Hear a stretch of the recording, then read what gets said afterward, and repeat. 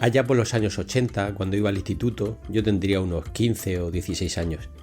Me grababa los capítulos de la serie Cosmos, de Carl Sagan. Lo grababa en cintas de VHS. Durante años he estado guardando estas cintas como si fuera un tesoro, pero este tesoro se devaluó hasta no valer prácticamente nada cuando los episodios aparecieron gratis en YouTube. Lo de la serie Cosmos era un hobby privado, digamos, no compartido, hasta que me enteré que mi amigo Ángel Hernández, compañero del instituto, también veía Cosmos y también grababa esos capítulos. Esa fascinación por el universo fue algo pasajero, pero el tema del universo sale de cuando en cuando. Mi cuñado Israel, que es un verdadero aficionado a los temas cosmológicos y del más allá, me saca la conversación cada año. En cuanto me despisto, normalmente con unas copas de vino por el medio, Israel va y dispara. Entonces, ¿qué, cuñado? ¿Hay vida o no hay vida ahí afuera? Un año estábamos de vacaciones en Portugal y como no le daba bola con el tema, me envió a su hijo Ethan, que tendría unos 11 o 12 años. Yo estaba leyendo tranquilamente en un salón y apareció Ethan por sorpresa para preguntarme: Tito, ¿tú crees que estamos solos en el universo? Mientras yo le contestaba a Ethan como podía, Israel se estaba cagando de la risa al otro lado de la puerta. En mayor o menor medida, todos somos mi amigo Ángel o mi cuñado Israel. ¿Quién no ha mirado alguna vez al cielo y después de disfrutar de la belleza de una noche estrellada o de una lluvia de meteoritos, no se ha hecho una pregunta o varias preguntas que quedan sin respuesta? Estando por Santiago de Chile, tuve la suertaza, diría yo, de charlar con Mario Jamui, un astrónomo que colaboró en demostrar que el universo se expande de una manera acelerada. Dice Mario que el universo nos habla, y afortunadamente para nosotros, científicas y científicos como Mario, están empezando a entender su lenguaje.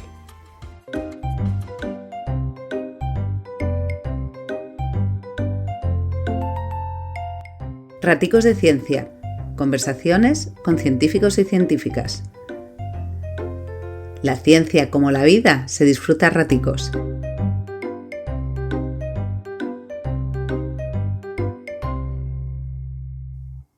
Muchas gracias, Mario, por tu hospitalidad.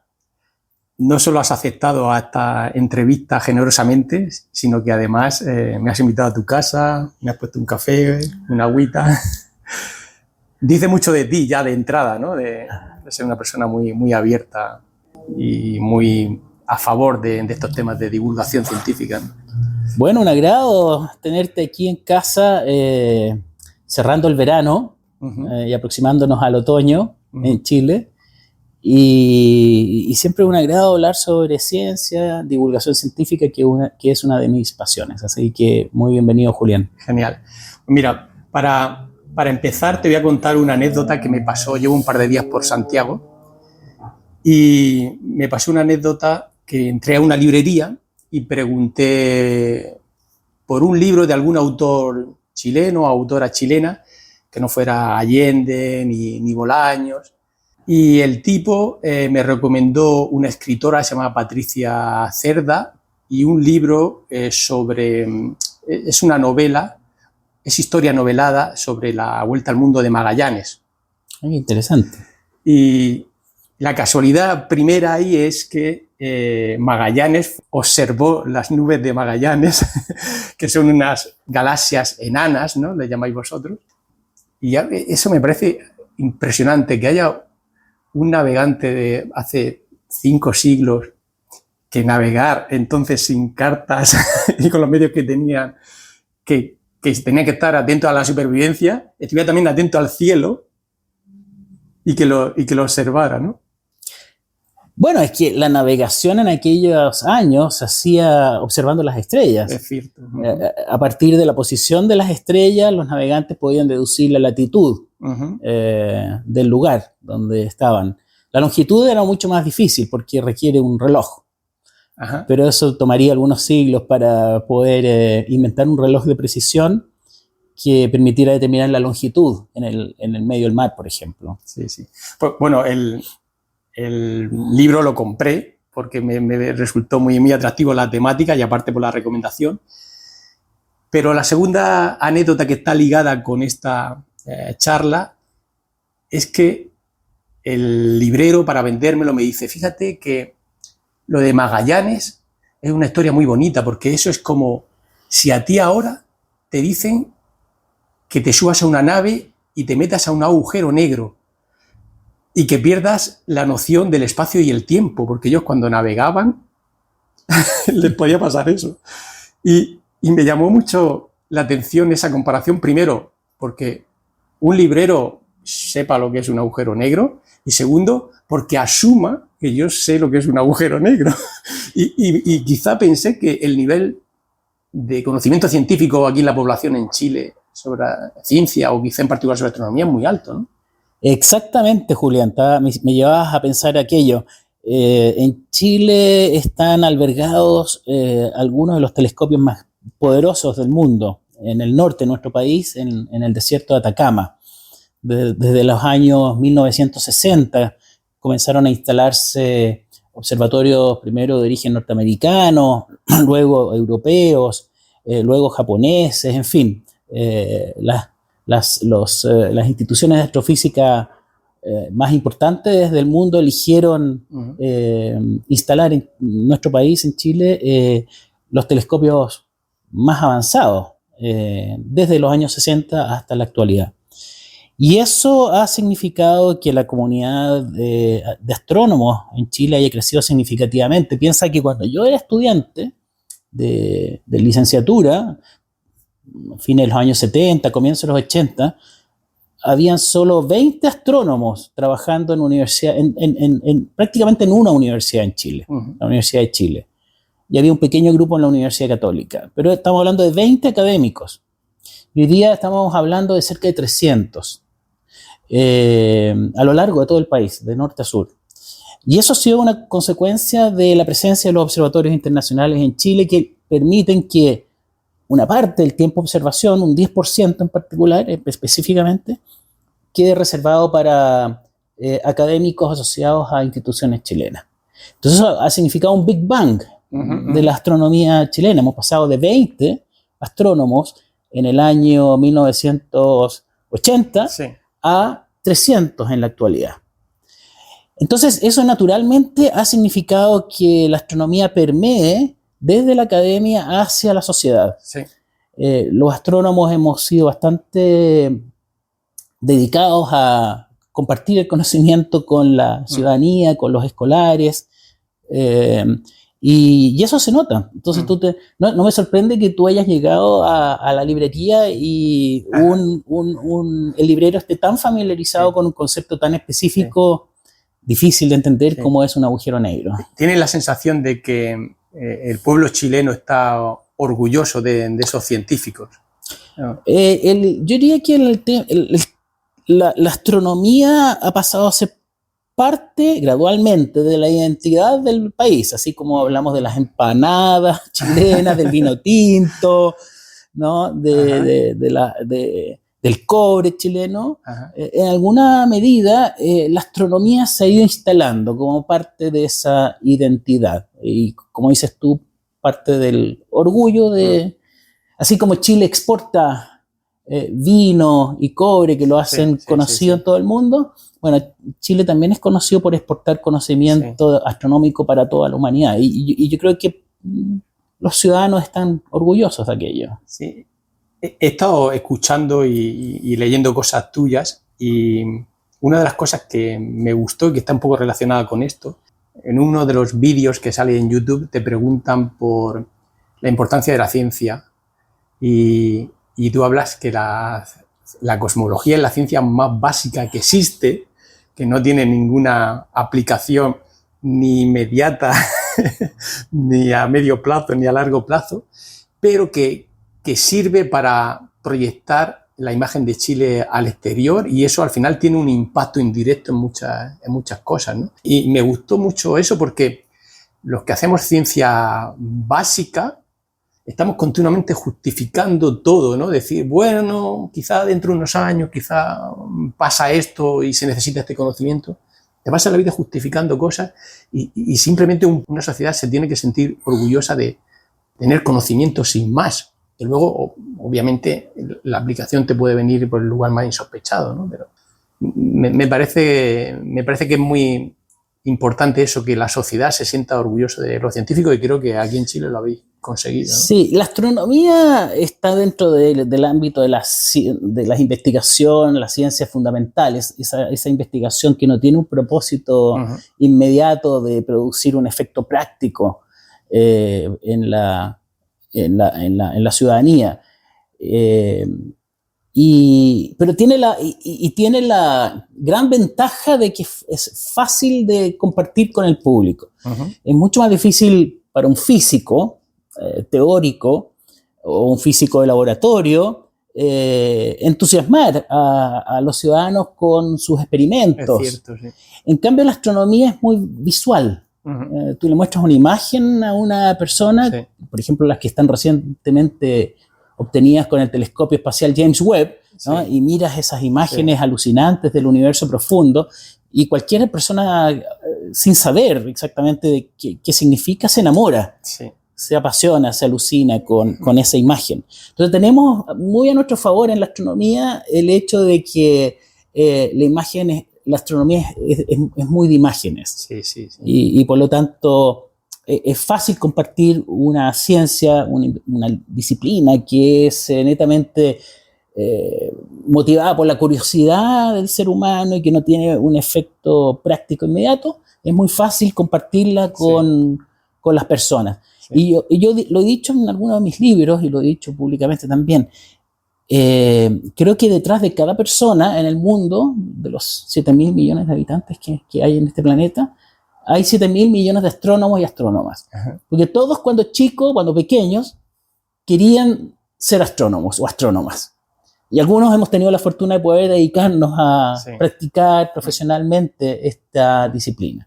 Sí. Entonces yo creo que es muy fácil conectar. Sí, porque creo que detrás de cada ser humano hay un astrónomo o astrónoma en potencia. Tienes razón, ¿no? En algún momento alguien en su vida ha tenido un ratito de mirar al cielo y hacerse preguntas, ¿no? Y soñar con ser astronauta o ser astrónomo, ¿no? Sí.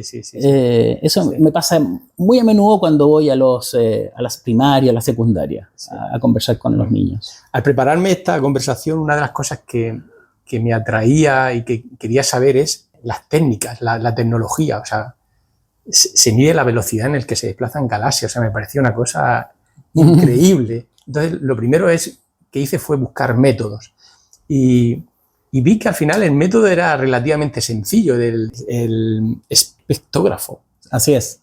Y tú lo explicas muy bien en una de tus charlas de estas que están en YouTube, ¿no? Cómo la luz se descompone a través de un prisma, que es alguna observación muy antigua. Claro.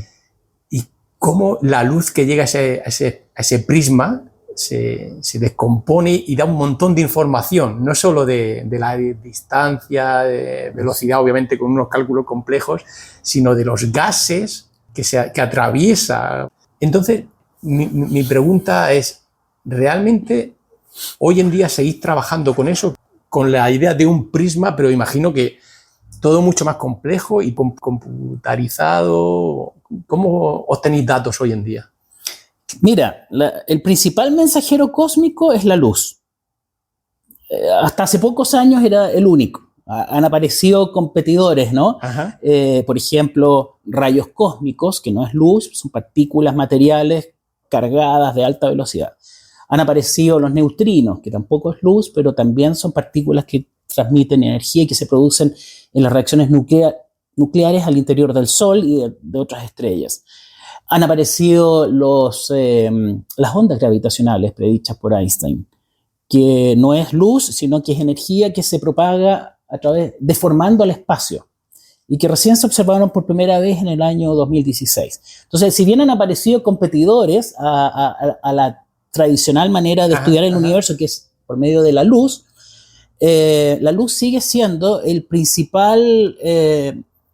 la principal fuente de información sobre los cuerpos celestes, las estrellas, las galaxias. Y cuando nos restringimos a hablar sobre esa técnica, que es la observación de la luz, hay dos ramas o dos maneras distintas, complementarias de estudiar la luz. Una es tomando imágenes directas, ¿no? Que es la manera más lúdica, ¿no? En que tú miras, tomas una imagen con un detector como el que tienes en tu teléfono, ¿no? En tu móvil, que te entrega una imagen digital. Y ahí tú puedes ver las galaxias, puedes ver los colores de las estrellas, puedes ver nebulosas, y de ahí puedes extraer un montón de información muy, muy relevante, como es el brillo de las estrellas, de las galaxias, y de ahí puedes inferir distancias, por ejemplo, a objetos muy lejanos, por medio de la cantidad de luz que llega al ojo, ¿no? Si un objeto está muy lejos, a pesar de que puede ser intrínsecamente muy brillante, pero si está muy lejos, bueno, va a llegar menos luz a tu cámara digital. Y por lo tanto puedes utilizar ese tipo de información para determinar distancias a cuerpos celestes. Cuando tú tomas imágenes con dos filtros distintos, y puedes distinguir objetos rojos de objetos azules. Y ahí empezamos a hablar de temperatura. Estrellas azules, por ejemplo, son de alta temperatura. Sí. Estrellas rojas, de baja temperatura. Entonces ya estamos haciendo astrofísica a partir de imágenes obtenidas con dos filtros distintos. Pero cuando realmente aparece una cantidad importantísima de información es cuando haces, como decías tú, pasar la luz de un cuerpo celeste a través de un prisma o algo equivalente, que dispersa la luz en sus distintos colores. Y ahí aparece la huella digital de la estrella. Aparece de qué está hecha. Y sin movernos de nuestro escritorio, de nuestra oficina, tú puedes saber de qué está hecho químicamente un cuerpo celeste que está al otro lado del universo. Me parece alucinante. Y aparecen la huella digital del oxígeno, del calcio, del hidrógeno, del helio y de todos los elementos químicos de la tabla periódica. Y sin movernos, sin necesidad de ir a tomar una muestra, ¿no? Cómodamente sentado en tu computador tú puedes saber de qué está hecho un cuerpo celeste al obtener el espectro, que es la descomposición de la luz por medio de un prisma. Y al mismo tiempo, si tú ves que ese patrón de líneas de cada elemento químico que aparece en el espectro, si están desplazadas hacia el azul o hacia el rojo, eso te indica la velocidad con la cual se acerca o se aleja el objeto. Si el espectro está corrido hacia el azul, tú puedes deducir de que está acercándose a ti y viceversa. Fantástico. Cuando has dicho cómodamente, me he acordado de tu artículo en Nature del 2003, que he ojeado. Entonces me he ido ahí a buscar métodos a ver cómo se hace esto. Y comentáis que el espectrómetro lo tenéis funcionando por 60 días. Entonces, la pregunta que me viene a la cabeza es, bueno, 60 días esto funcionando, cada vez que hace un experimento son 2 meses y se te puede arruinar el experimento en el día 40, por ejemplo. Bueno, hoy en día los detectores digitales que captan la luz que llega desde un prisma son tan eficientes y sensibles que en unas pocas horas de observación tú logras captar la señal que andas buscando, ya sea composición química o velocidad o rotación de la estrella, de la galaxia, ¿no? Pero hace, ¿cuánto? A ver, 40 años atrás, 1980, los detectores digitales aún no estaban disponibles para los observatorios astronómicos. Se habían inventado para efectos por los departamentos o ministerios de defensa, para ese tipo de fines. Se habían inventado los primeros detectores digitales para la guerra. Entonces, recién en 1980 se incorporaron a los observatorios astronómicos. Antes de eso se usaba la placa fotográfica.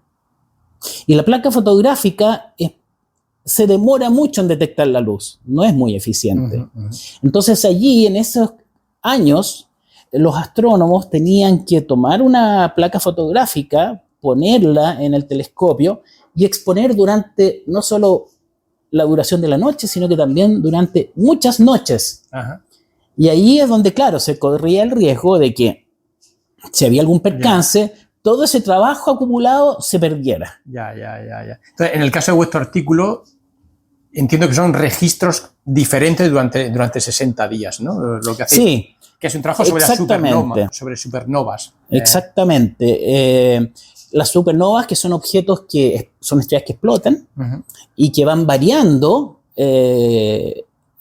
a medida que pasa el tiempo, es necesario hacerles un seguimiento lo más frecuentemente posible para poder ir entendiendo cómo se va desvistiendo la estrella. La estrella que explota va expulsando sus capas al espacio. Y a medida que pasa el tiempo, tú vas viendo cada vez capas más interiores, más internas de la estrella, que de otra manera no las podrías ver. Entonces, cuando ocurre una supernova, la observamos con la mayor frecuencia posible, le tomamos espectros lo más seguido posible para ir viendo las distintas capas internas de la estrella. Sí. Y eso lo hacemos durante un mes, 2 meses, 3 meses, dependiendo de cuán brillante es la estrella. Entiendo. Tú has sido director de un observatorio y cuando uno piensa en un trabajo de astrónomo, piensa que está unas temporadas en un observatorio viendo cielos estupendos todas las noches. ¿Esto es así o estás en un lugar cerrado donde abres el mail y te cae no sé cuántos teras de datos? Hoy día se observa, prácticamente las observaciones se hacen a distancia. Uno elabora una propuesta de observación para un observatorio que esa propuesta tiene que ser evaluada, calificada, y si pasa los filtros, se le asignan horas de observación. Y hoy día generalmente las observaciones las hacen los profesionales que trabajan en los observatorios, no necesariamente el astrónomo que hizo la propuesta. Y después los datos le llegan por correo electrónico, por internet, y los analiza en su oficina. Pero antes del internet, el astrónomo tenía que ir al telescopio y pasar las noches en la cúpula, con frío, a los pies del telescopio, en la oscuridad, acompañado de un buen termo de café, para poder obtener los datos. Entonces había una conexión muy íntima entre los datos y el astrónomo en aquellos años. Estoy hablando hasta los años 80, 90. Pero cuando comienza la era digital y se inventa el internet, entonces cambió drásticamente la manera en que se realizan las observaciones. Una de las cosas que pregunto en estas conversaciones a científicas y científicos es qué momento o qué resultado o qué observación recuerdan con más emoción o que más le emocionaron. ¿Fue un dato que te cayó por el email o fue un dato que observaste en una de esas noches frías con un termo de café? Bueno, los avances científicos en los cuales yo he estado más directamente involucrado han sido trabajos que han consistido primero en juntar una base de datos importante de información. Entonces no es un evento en particular, aislado, sino que es un estudio estadístico de muchos objetos que uno ha estudiado. Y cuando uno los empieza a ordenar según sus propiedades, ahí aparecen regularidades que me han dejado perplejo, ¿no? Que nos han permitido, por ejemplo, convertir a las supernovas, estas estrellas que explotan, en indicadores de distancias muy precisos en el universo. Y eso lo logramos hacer a través de un proyecto que se llamó Calantololo en la década de la primera mitad de la década de los 90, en que logramos descubrir 29 supernovas de un tipo muy específico que prometían ser muy buenos indicadores de distancia. Tomamos, aparte de descubrirlas, hicimos una caracterización muy, muy detallada utilizando justamente la nueva técnica digital que se había incorporado a los observatorios.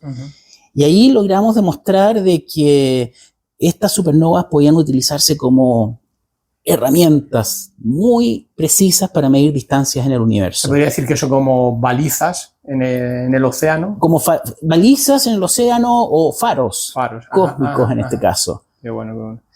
Sobre las supernovas, otra cosa que me llamó mucho la atención de ti, que también escuché en una entrevista, Que bueno, una entrevista que la prensa quizá, bueno, ya sabes que es un poco peligrosa, a veces un poco sensacionalista, ¿no? Te hacen una entrevista que la titulan algo así como el chileno al que le robaron el Nobel, que quizás sería un poco exagerado, pero sí que hay una historia detrás muy, muy interesante, ¿no?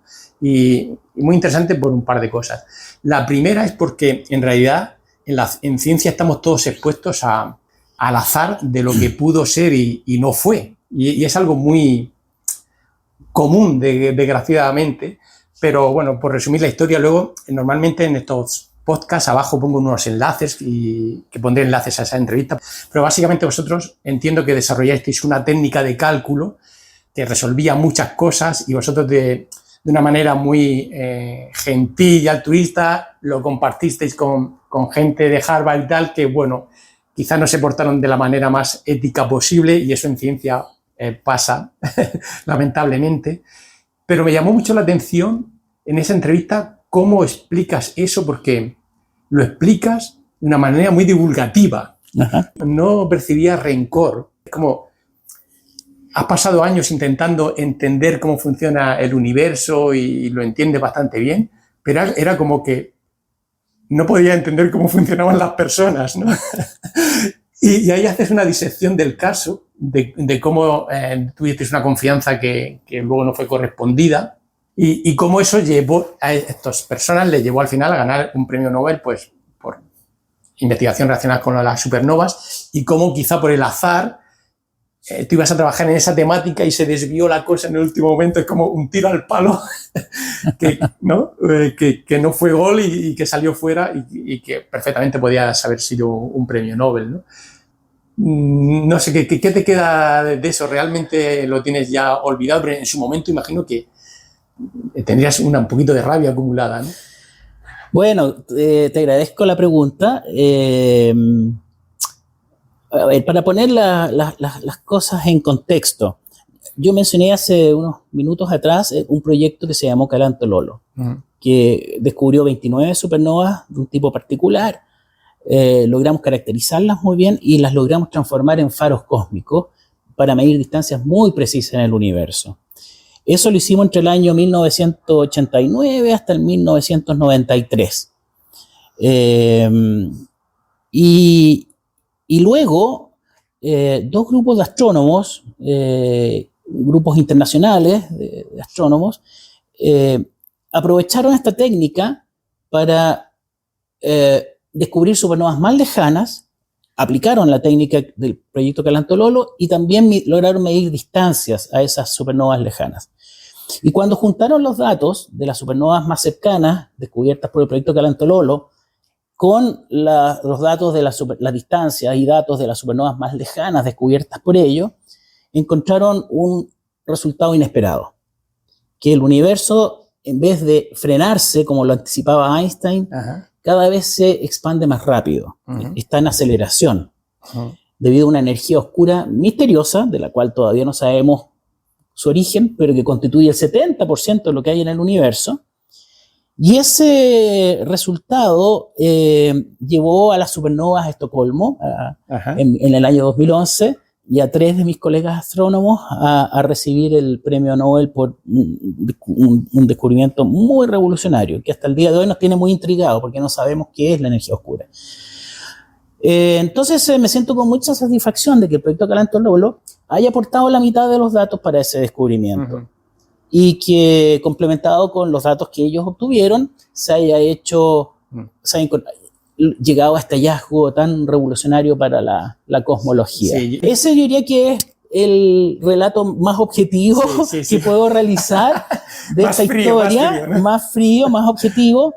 Y si merecíamos, algunos de los que habíamos trabajado en la primera etapa, en este trabajo seminal llamado Calanto Lolo, si alguno de nosotros merecía o no el premio Nobel, es un tema discutible, por supuesto. Siempre hay un jurado, hay una academia de ciencias en Suecia que toma esta decisión, y cada uno puede sacar sus conclusiones si éramos o no éramos merecedores por haber aportado la mitad de los datos, sin los cuales no se había hecho ese descubrimiento. Bueno, los premios Nobel, la gran dificultad que tienen es que son solo para 3 personas, y eso es que casi que cada año existe ese debate. Ahora recientemente con la edición génica igual. son equipos grandes los que trabajan detrás de estos grandes descubrimientos, y el descubrimiento de la aceleración del universo por medio de la supernova no es una excepción. Fuimos 10 investigadores en el proyecto Calantololo, claro, y por lo menos 30 en la segunda etapa. Claro, pero hay que elegir 3. Así que yo creo que hay por lo menos 2 de los 3 astrónomos que recibieron el premio Nobel que lo tienen plenamente merecido. El tercero creo que es más discutible. Y como lo decía antes, yo creo que hay muchas personas más de estos proyectos que fueron, que se lo habrían merecido también. En ciencia yo creo que hay 2 tipos de reconocimiento. Uno es el externo, el mediático, el de puertas afuera del mundo de la ciencia, y luego otro de tu propio campo, ¿no? Y yo imagino que el reconocimiento en tu campo y demás, eso te habrá llegado, ¿no? Y esa satisfacción de ser una persona reconocida cuando vas a congresos y demás. Bueno, y muy reconocida en Chile también, por lo que he podido comprobar. Sí, me siento súper afortunado en realidad de lo que me entregó la carrera profesional, la astronomía en este caso, a mí, a mi familia, a mis colegas. Jamás me imaginé que a partir de una casualidad pudiera ser parte del equipo que hizo este gran descubrimiento que es la aceleración del universo. Y fue una casualidad, tú hablabas de los azares hace un rato, ¿no?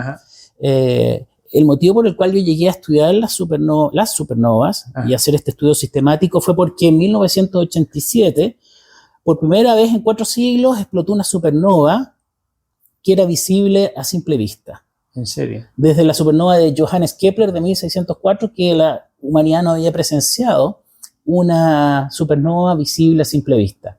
Y fue una supernova que explotó en la nube de Magallanes, bautizada en honor a Hernán de Magallanes, que es una supernova enana, como decías tú, satélite de la Vía Láctea, relativamente cercana en términos cosmológicos, y la estrella fue tan brillante que permitió que la pudiéramos ver a simple vista y además estudiarla con todo el instrumental moderno que estaba disponible ya en los años 80, 90. Y eso desde...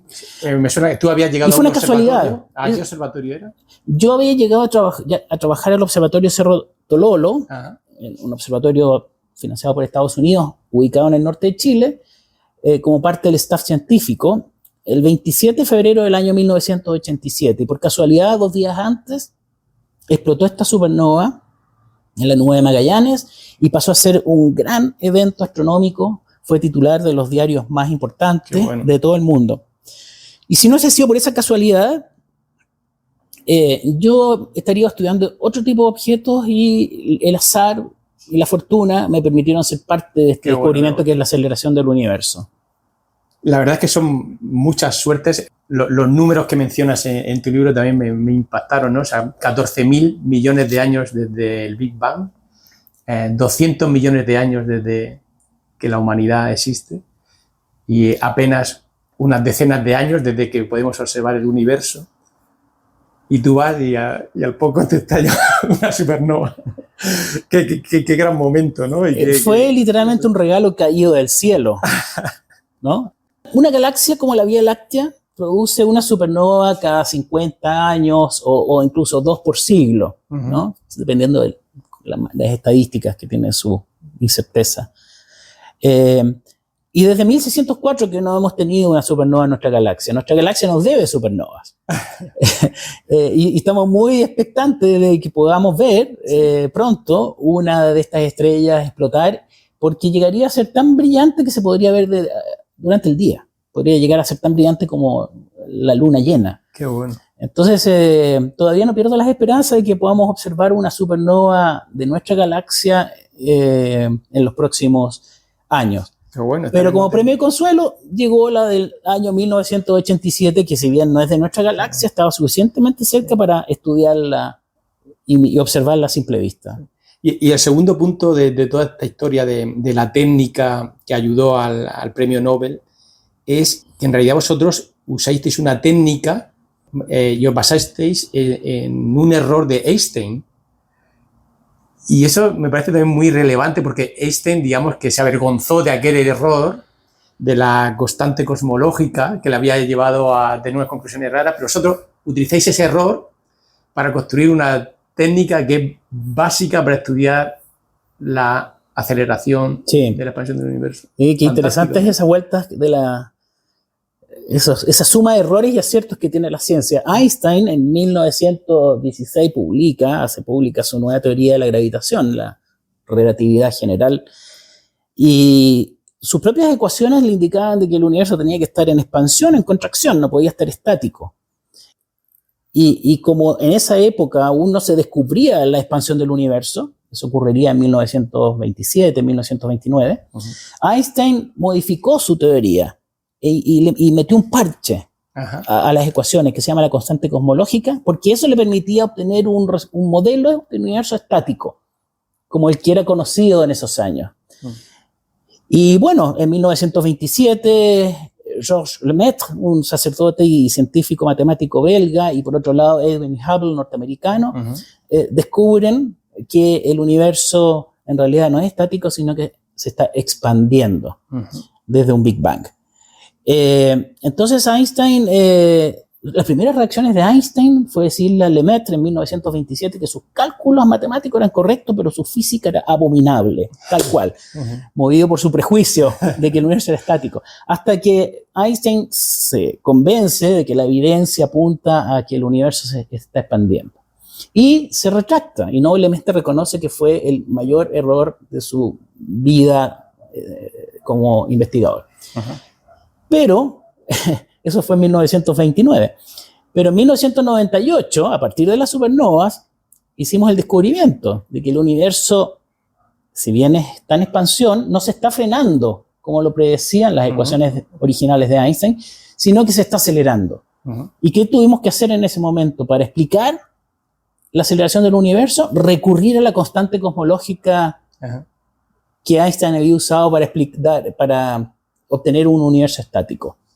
Claro, teníamos que aplicarle un valor numérico más grande que el que lograba producir un universo estático, para que el universo no solo fuera estático, sino que contrarrestara la gravedad y lo acelerara.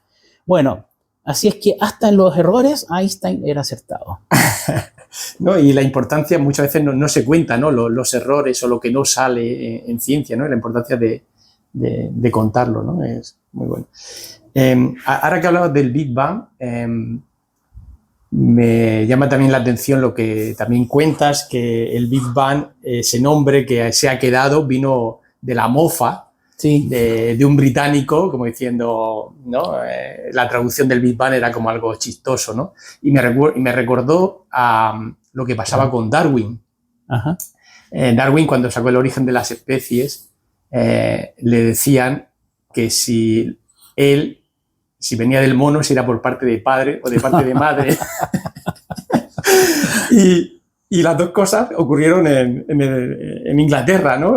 Yo creo que ahí hay algo en el mundo anglosajón respecto a la ciencia que son un poco ácidos. Tú has tenido la experiencia de trabajar en Arizona, ¿no? En California, además, y de allí los seminarios de investigación, normalmente cuando uno presenta datos van a criticar, a buscar el fallo. Hay algo en la cultura que yo creo que es positivo, ¿no? Que para otras culturas nos choca que sean tan agresivos, pero al final esa mofa y esa agresión nos lleva a responder pues, con más argumentos, ¿no? ¿Tuviste esa sensación tú allí? Sí, recuerdo a un famoso astrónomo cosmólogo, Sidney Vandenberg, canadiense, y un contemporáneo de él, Alan Sandage, que fue discípulo de Edwin Hubble, que nos reunimos en una reunión latinoamericana en Viña del Mar, en Chile, en el año 1992. Vinieron, bueno, los astrónomos latinoamericanos, y como invitados especiales estaban Alan Sandage, que era un gran defensor del uso de las supernovas como indicadores de distancia, y Sidney Vandenberg, que más bien para reírse del método decía: ¿cómo vamos a medir distancia a partir de un objeto que es una explosión? ¿Qué estabilidad me puede garantizar como regla de medir distancia un objeto que está explotando? Y ese era un comentario irónico bastante destructivo para reírse y mofarse del método de la supernova. pero hasta el día de hoy Se lo tuvo que tragar, ¿no? el método de la supernova ha sobrevivido a la ironía. Bueno. y sigue siendo uno de los métodos más precisos para medir distancias en el universo. Bueno, ahora voy a hacerte 2 o 3 preguntas un poco más ya filosóficas, digamos, y sobre el universo. Y una que es de cajón y que, de hecho, a mi mujer cuando le comenté que te iba a entrevistar, ellos en la familia son muy de hablar del universo y de espacio y de discutir delante de unas copas de vino si hay vida en el más allá o no hay vida más allá, ¿no? Y el argumento que utilizan normalmente para esto es decir que por probabilidad debería haber vida más allá. Y me sorprendió mucho también tu libro cómo cuentas que el Hubble que enfocó a un punto negro del cielo y entonces hizo una exposición y aparecieron 10.000 galaxias. 10.000 galaxias. En un espacio que aparentemente, en un sector del cielo que aparentemente no tiene nada, es oscuro, y que es una 10 millonésima de todo el cielo. Ahí, en ese granito de arena, puesto a la distancia del brazo, ¿no? Sí. En ese angulito tan pequeño aparecieron 10.000 galaxias. Entonces, ¿cuál es tu opinión personal? Esta pregunta te la han hecho millones de veces. Que si tuvieras que apostar tu dinero, ¿tú crees que hay vida ahí fuera? ¿Estamos solos? Es difícil responder esa pregunta porque, como tú bien sabes, la base del ADN, que es la molécula de la vida, son átomos de carbono principalmente y otros, que están presentes en todo el universo. Tal como hablábamos hace unos minutos, que un espectrógrafo te permitía determinar de qué están hechas las estrellas y las galaxias en los lugares más recónditos del universo. Bueno, hoy día sabemos de que esos 100 elementos químicos de la tabla periódica son universales, están en todas partes. Sabemos que alrededor de las estrellas orbitan otros planetas, no solo en el sistema solar. Sabemos que las estrellas emiten energía, que es fundamental para la vida. Entonces sabemos que están todos los ingredientes para la vida. Están los elementos químicos, está el carbono, está el agua en forma líquida en muchas partes del universo, están los planetas, está la energía. La gran pregunta es cómo se pasa de la química a la biología, a la molécula del ADN. Nadie ha podido realizar ese experimento en un laboratorio. Quizás este sea el único lugar donde ocurrió, en la Tierra, en donde estos elementos químicos se organizaron para producir una molécula que se reproduce a sí misma y que a partir de ahí, de esa primera bacteria, nuestra abuela, se van perfeccionando las especies hasta tener organismos muy complejos como los que habitan la Tierra hoy en día. Entonces, ¿cómo se da ese paso? Nadie lo sabe, nadie lo ha hecho en un laboratorio. Claro, sí, no se puede calcular la probabilidad de eso, ¿no? de que eso ocurra. Puede que este sea el único lugar en el universo donde eso haya ocurrido, o puede que sea un fenómeno físico-químico que ocurra en muchas partes del universo y que haya otras actividad biológica en otras partes. Entonces no sabemos hoy día si estamos solos o no estamos solos en el universo. Esa es una de las grandes preguntas, y el James Webb, telescopio espacial, nos acaba de alucinar mostrándonos un espectro, el arco iris, de un exoplaneta, de la atmósfera de un exoplaneta, y se puede ver vapor de agua, se puede ver monóxido de carbono, dióxido de carbono, se puede ver metano.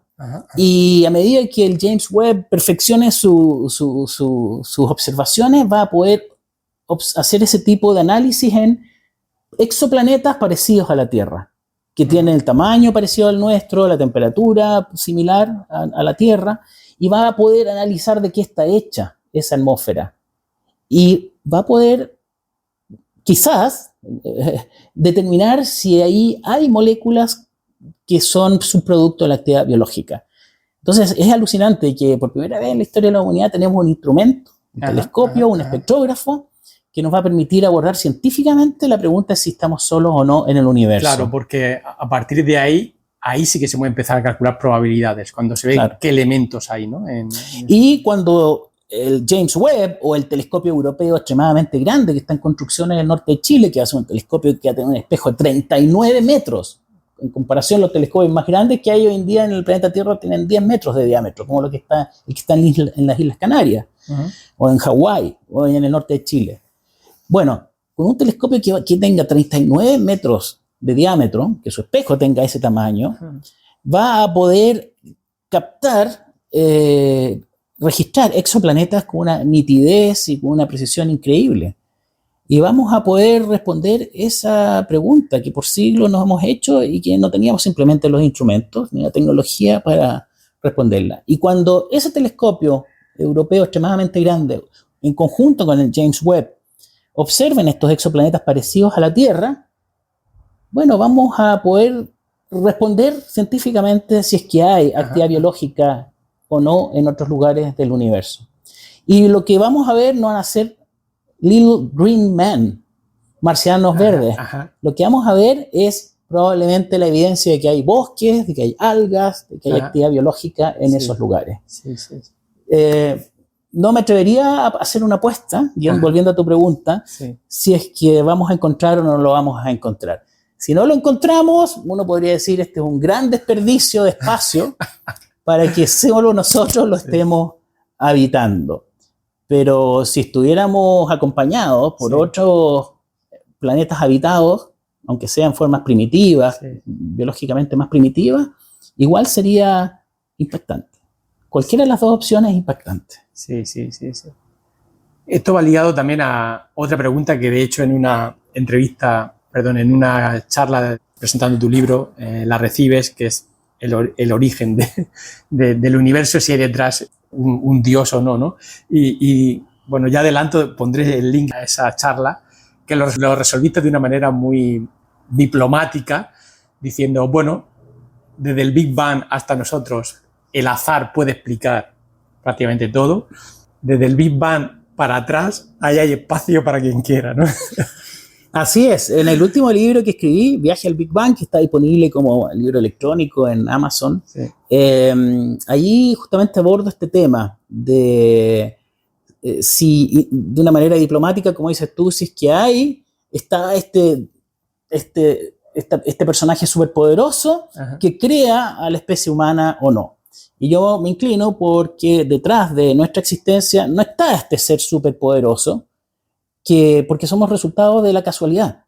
El universo que comenzó a expandirse desde un volumen muy chiquitito y genera sus propias reglas o leyes de la naturaleza y las condiciones iniciales para su evolución posterior, todo lo que viene de allí hacia adelante son puras casualidades. Somos resultado de miles de casualidades que hicieron posible que apareciera un planeta como la Tierra, el ADN y nosotros para que estuviéramos hablando hoy día. Entonces, no hay un ingeniero con la capacidad de haber planificado todo esto cuando toda la evolución del universo ha sido caótica y azarosa. ¿Y para qué hablar del momento que aparece el ADN en adelante? Es todo el resultado de algo no planificado, de una evolución de prueba y error. Entonces yo no creo que exista un ser que esté vigilándonos de arriba y que sea responsable de nuestra existencia. Pero como tú bien dices, ¿qué ocurrió antes del Big Bang?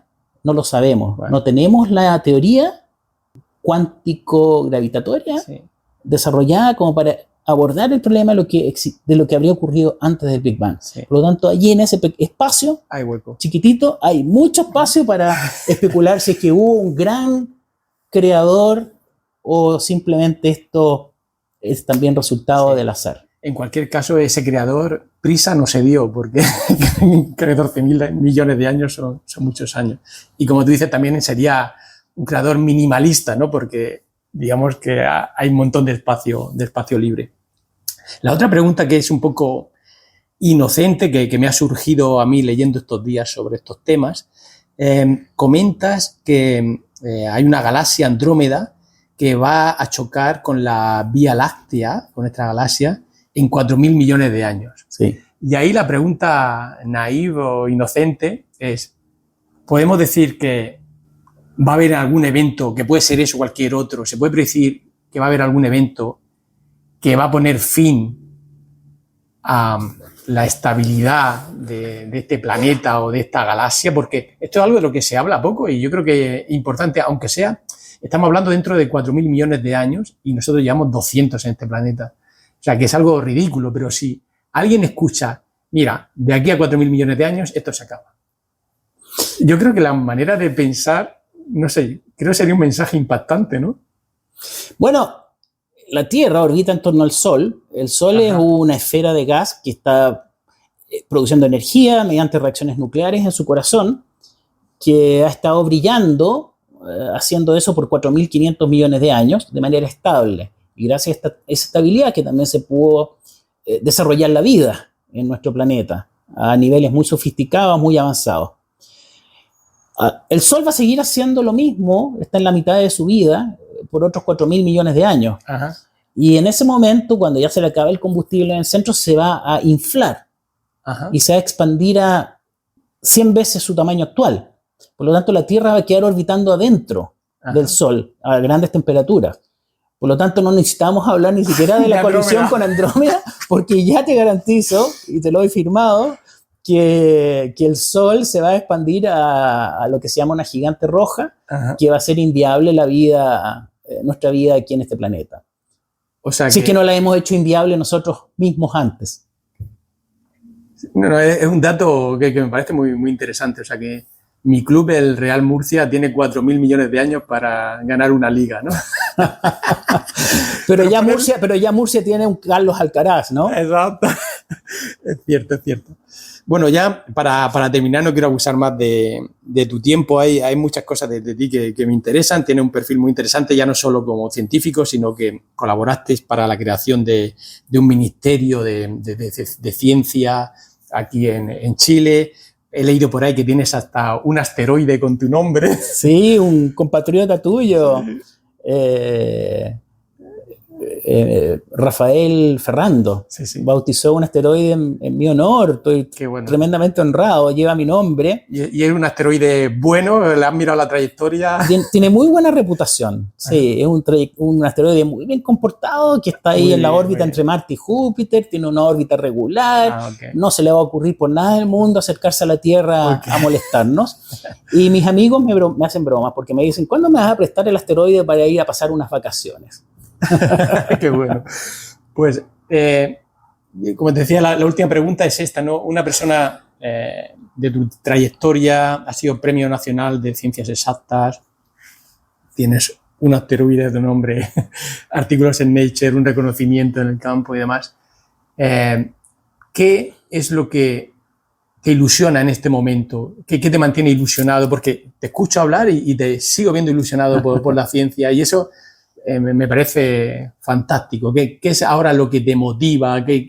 ¿Cuál es la fuerza que te empuja a seguir haciendo ciencia? Bueno, a mí me interesa compartir la experiencia que yo tuve. Fui muy afortunado de haber podido realizar mi sueño, que era estudiar astronomía en una época en que la astronomía era una rareza en Chile.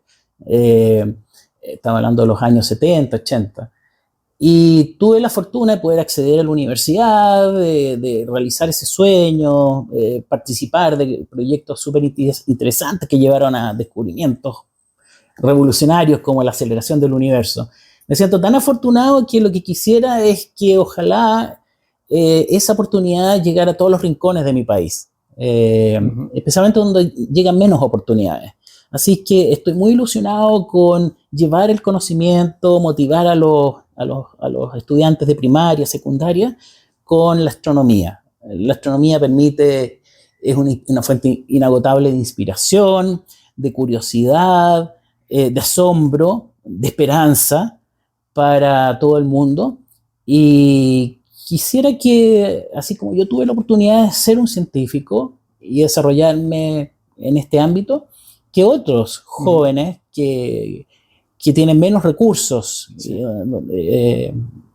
en donde no llegan tanto las oportunidades, que ojalá pudiesen desarrollar ese sueño, ya sea siendo astrónomo, siendo ingeniero, siendo un deportista, en fin. Quiero llegar con la astronomía para que conozcan más de esta disciplina y, si así lo deciden, puedan volcar sus capacidades hacia la ciencia. Me parece genial, un reto muy, muy bonito y muy ilusionante, como dices. Pues me ha encantado hablar contigo, o sea, estoy viendo los Andes de fondo, por detrás tengo el Pacífico, está atardeciendo, estamos en una casa súper agradable, un gato aquí a tu lado que se ha portado muy bien. Se llama Tigre. ¿Un tigre? Y tiene el temperamento de un tigre. Así es. Sí. Y bueno, ha sido un ratito fantástico y te lo agradezco mucho. Muy agradable haber conversado contigo, Julián. Me alegro mucho que nuestras agendas hayan coincidido, tu paso por Chile haya permitido venir a sostener esta conversación y feliz de recibirte cuando quieras. Perfecto. Y muchos saludos a todos los amigos de España, Okay. En donde algunos de mis libros han llegado a sus librerías. Lo recomiendo, por lo menos el del Big Bang, que es el que he leído en formato electrónico, lo recomiendo vivamente y el resto lo buscaré porque creo que tienes un don para comunicar la ciencia. Muchas gracias, Julián. Mil gracias.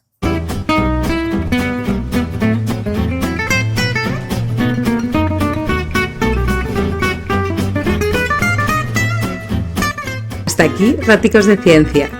Te esperamos en el próximo podcast.